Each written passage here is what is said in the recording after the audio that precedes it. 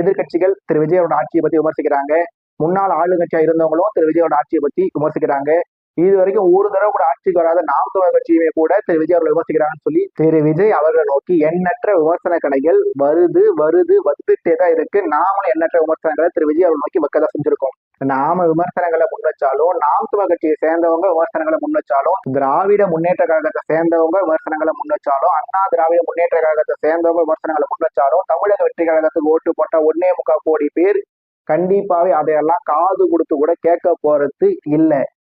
ஏன்னா அவங்கள பொறுத்த வரைக்கும் தமிழ்நாட்டுல சொர்க்கத்துக்கு நிகரான ஒரு ஆட்சி நடந்துட்டு இருக்குன்னு சொல்லி திரு விஜய் அவர்கள் சொல்றாரு. திரு விஜய் அவர்கள் சொன்னதுனால அவருக்கு ஓட்டு போட்ட 1.25 கோடி பேர் மட்டும் இல்ல, அந்த 1.25 கோடி பேர் ஓட்டு போறதுக்கு காரணமா இருந்து சின்ன சின்ன நண்பா, சின்ன சின்ன நண்பி, சின்ன சின்ன தோழா, சின்ன சின்ன தோழி சொல்லி எல்லாருமே நம்பிட்டு தான் இருக்காங்க. அதனால நம்ம என்ன விமர்சனங்களை முன் வச்சாலுமே அவங்க அதை பத்தி எல்லாம் காதுல போட்டுக்க போறதே இல்லை.